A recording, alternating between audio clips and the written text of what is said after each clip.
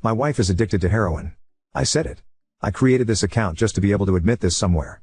I have a hard time saying it even though I've been to many Nar-Anon meetings. I used to be able to say it easily, back when I was seething with anger toward her the first time we did this song and dance. I have a regular Reddit account that I sometimes post in a parenting sub on, and I don't really want this tied to my account. Maybe I will post about it there when I'm ready, but this isn't something I readily share or am ready to share. I thought I was past having to talk about this all the time or think about it every single day. When I went through this with her the first time, there was a period where I probably only really talked to other loved ones of addicts because they were the only people who could understand what I was going through. I'm sorry to say I've lost touch with all of them. I've just been sitting here on my couch crying for 15 minutes. I felt like she's been off the past few days. She fell asleep early tonight, so I took the opportunity to search the house. I found her supplies hidden in various places. I already knew, but I needed the proof. So I tore the house apart until I found proof. She strategically placed the items in different places, not all together. I feel oddly vindicated, since she kept assuring me she hadn't taken anything. It starts to make you feel crazy. In a weird way I wanted to find proof, just so I wouldn't feel so crazy anymore.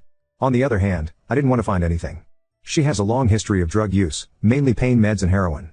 It started when she was a teenager and was prescribed pain meds after a bad injury. She was a normal girl then, not into anything bad or illegal, not hanging around with people who did drugs, not somebody you'd think would wind up a heroin addict by the time she got to college. She got hurt playing a high school sport. She got addicted and started buying pills on the street until that became too expensive and she turned to heroin. I didn't know her then. I met her when she was 26 and she'd been clean for only about 6 months. She'd been clean off and on for years, but only for short times.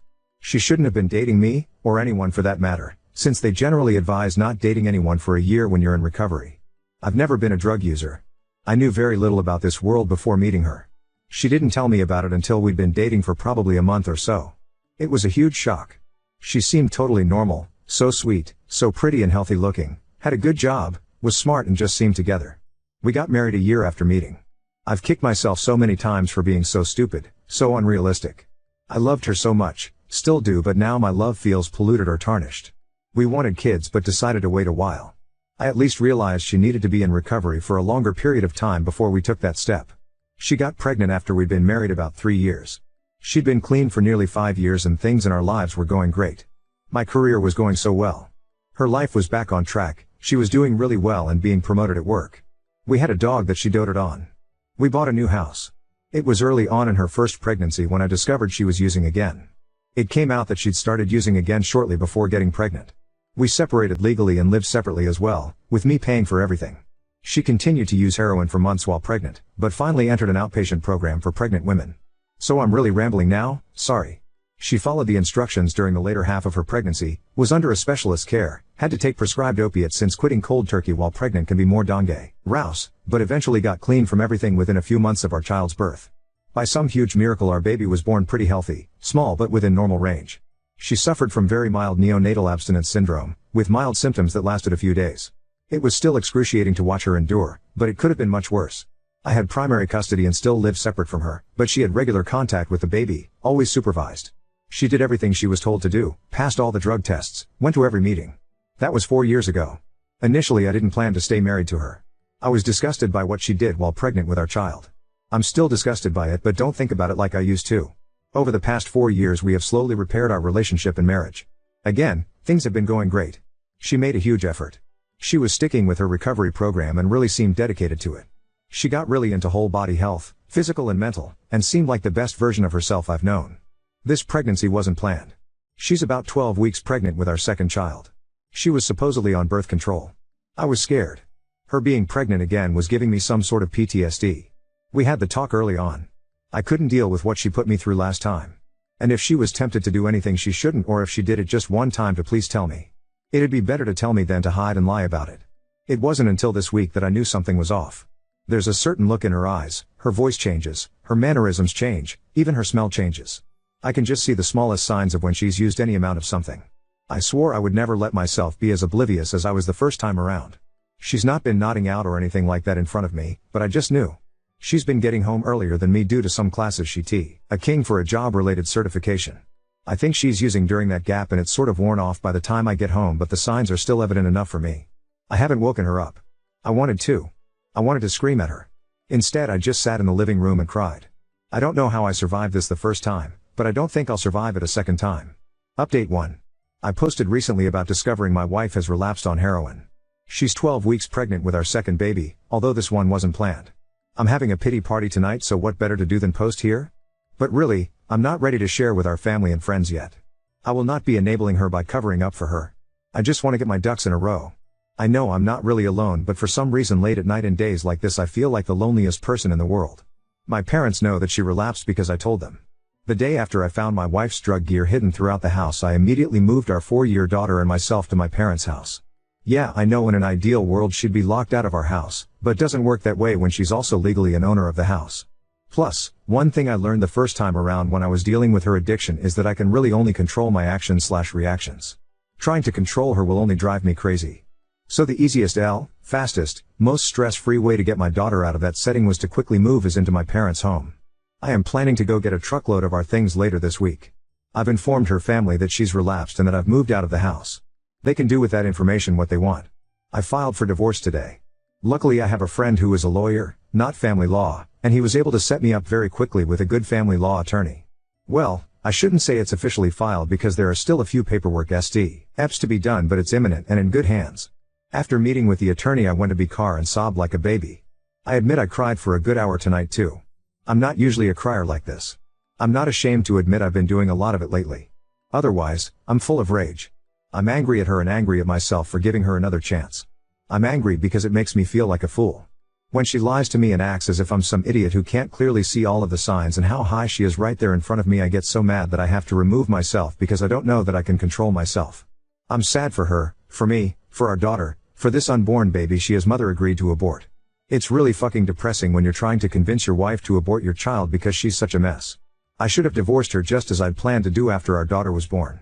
We were already legally separated for a while and it would have been easy to just push that in through to an official divorce. It's like I can't breathe. Then there's the whole issue of our daughter. Courts don't automatically strip somebody of custody because they're on drugs. She won't completely lose access to our daughter. She may even get unsupervised access to our daughter. What am I supposed to do then? I left all of her drug supplies on the table with a note for her to find when she got home, after my daughter and I had already left. Then I went over there today. I actually went to get some of my personal belongings and she was there in the middle of the day sleeping in bed when she was supposed to be working. I lost it.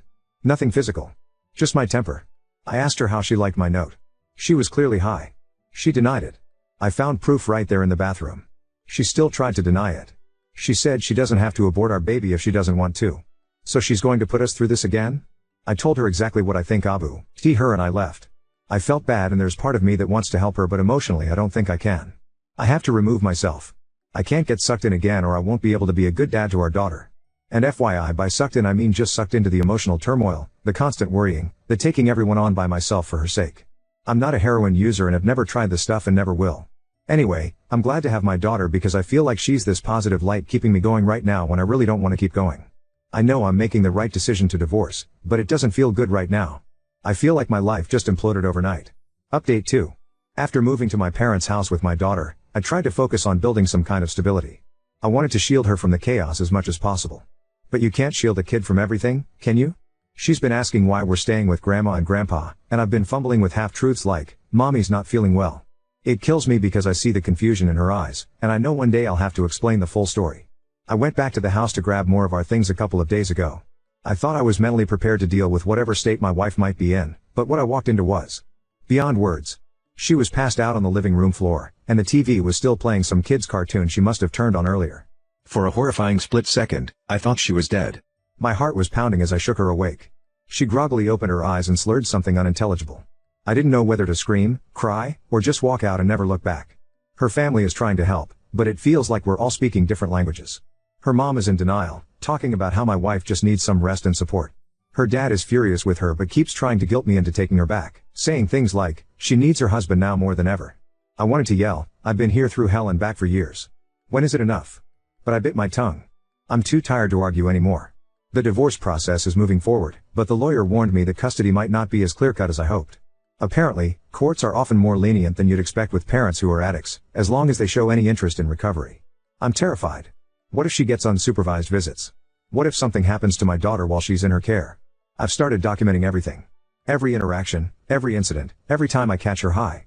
It feels cold and calculated, but I need to protect my child. Then came the bombshell.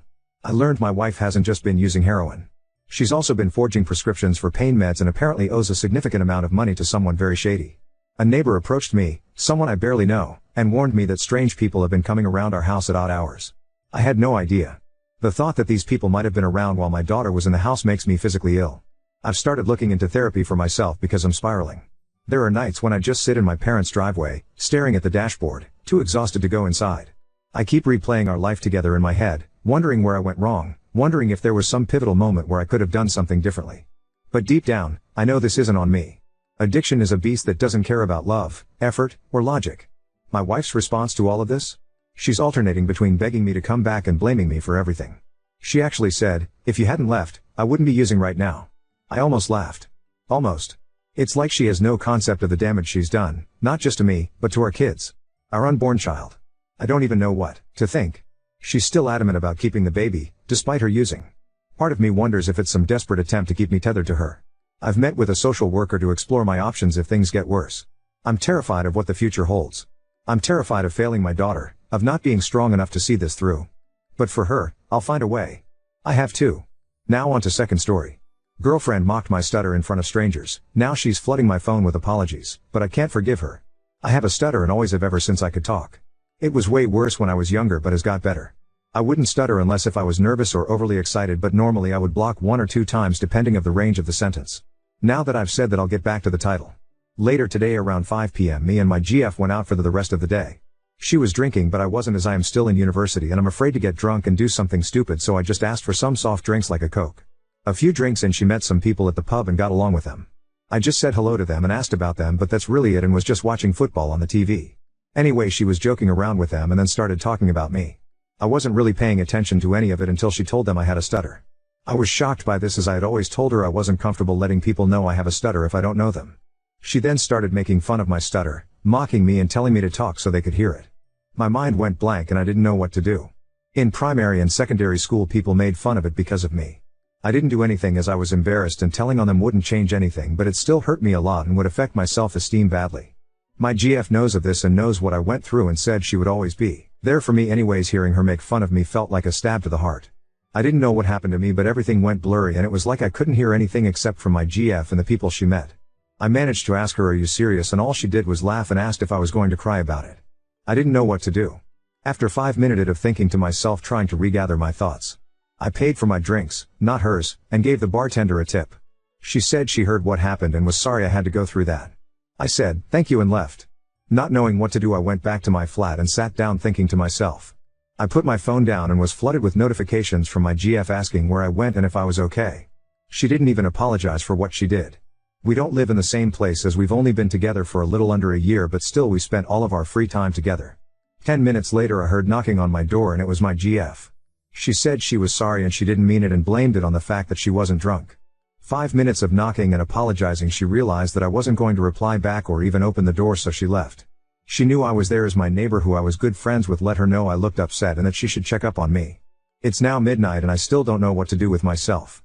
She keeps flooding my phone with missed calls, voicemails and texts saying how she regrets making fun of me. I want to be able to forgive her as I normally did that back in school, but this time I couldn't. This time I felt betrayed and felt like I was stabbed in the heart by the one person who would never make fun of me. I still care about her and still love her, but I don't think I can ever forgive her and now realize how she can make fun of me whenever she wants if we get into an argument now that she has done this. I'm hurt by this, but at the same time I don't want to break up, but will never be able to forgive her. I don't think she has told anyone about this, as no one else has texted me. I'm laying in my bed making this post and trying to cry myself to sleep. I don't know what to do and I'm seeking advice. Thank you for reading. Update 1. Before any of you asked, yes, I have broken up with her. But before I get on with the update, I thought I'd clear some stuff up that people mentioned in the comments. BTW, thank you for all the support you guys gave, I truly appreciate, so thank you very much. Firstly, I have never assaulted my now ex-GF before and never planned on doing so. I don't know how someone thought that. Secondly, yes, I did go to speech therapy before when I was young. Update 2. I work part-time at a tailor shop and had requested more time as I still had some time off of university. Unfortunately today I had work today. I didn't know if I was going to be able to go, but decided I needed the distraction, so went. As soon as I walked into the back, everyone knew something was wrong. This is because my eyes had turned red from all the crying I had done in the morning and from last night. I know it's embarrassing. I told them everything was okay and it was probably just my eyes being irritated, but they said it's not that, as I was a very joyful, happy and innocent person. Word spread around about something wrong with me until it reached my boss. He was a nice person who I considered a close friend. He asked me what was wrong, but I told him nothing.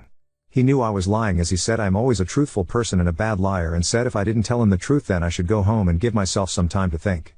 I didn't want to tell him what happened as I knew I would break down crying, so just said I was going through some personal issues. He said that whatever it is I'm going through has affected me badly and still sent me home. On my way home I walked into a shop. I'd why I did, but I just did. I looked at the alcohol aisle and looked through all the drinks, thinking to myself I need a break from reality. Since I had never drank before, I didn't know what to do. After 5 minutes something switched on inside of me and thought I didn't need the alcohol, so I walked back out. This is when one of the problem occurred. I remember how I left my jacket in the pub I was in last night since I stormed out so fast. I didn't know what to do. I didn't want to be reminded of the humiliation. I went though and thought people would recognize me in there. I had my phone and wallet as those were in my trouser pockets. I decided to man up and go to the pub. I went in and couldn't see it at first. My eyes were drawn to the area it happened and I started tearing up. I wiped the tears and asked the bartender if she had my jacket. Coincidentally it was the same woman from last night and said yes and gave it to me. Before I could leave she told me what my GF was doing when I left. What I heard just turned the knife she had already stabbed me with. She told me my GF kept making fun of my stutter, and when she realized I left she realized what she had done and left. As she left her new friends even said sucks to be that guy anyways. Walking into my flat complex greeted by the receptionist who asked I was okay. Again because of my eyes being red. I said everything was fine. She then brought up my GF, which then I started tearing up again and walked up into my flat.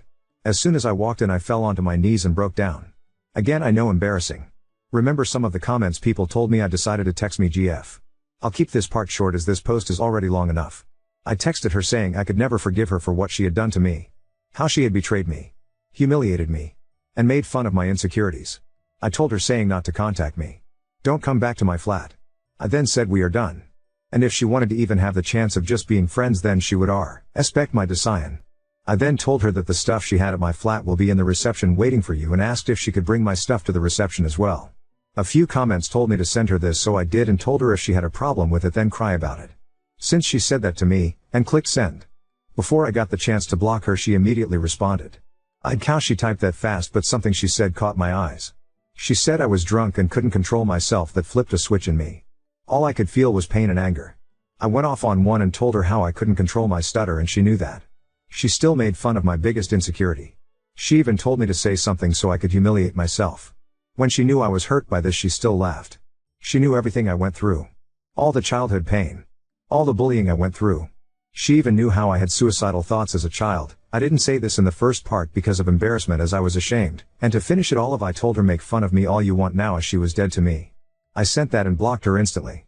I chucked my phone across the room and cried for the next half an hour. I stopped as one of my coworkers, who I would say was one of my closest and bestest friends, knocked on my door. I let her in and she saw I was crying and just hugged me and sat me down. I told her everything of what happened and cried on her shoulders. Before any of you asked, I had not had any intimate relations with her. She asked if there was anything I could do. Since I trusted her, I asked if she could get me some time off of work. She instantly said yes and said anything else. I took some thinking about this, and since she knew most of my friends, if she could tell them what happened, as I couldn't bring myself to do so. After this and when she left, I took all of my ex's stuff to the reception and told the receptionist if she could know. He let my ex GF up anymore. She said of course and said if you needed me I'm here. I thanked her and left. After this had happened my phone blew up from all my friends saying how sorry they was that I had to go through all this. I told them all the same stuff and said it's okay, but I'm still hurt and need time to recover. I thought it was all over until the receptionist knocked on my door and told me that my ex's best friend collected her stuff but didn't drop mine off, and told me that if I wanted my stuff then she would meet me at a cafe tomorrow at 4 p.m. as I couldn't break up with her over text. I was annoyed about this and went in my room. Most of the stuff at her house wasn't important, but one thing was. A watch. It was my granddad's watch, which he gave me just days after he died. I took care of that watch and now my ex-GF had it, and the only way I could get it back is if I met up with her. I don't know what to do now, and I'm still in bed writing this all up and crying because the one thing my granddad gave was in the hands of the person who betrayed me. Should I meet up with her?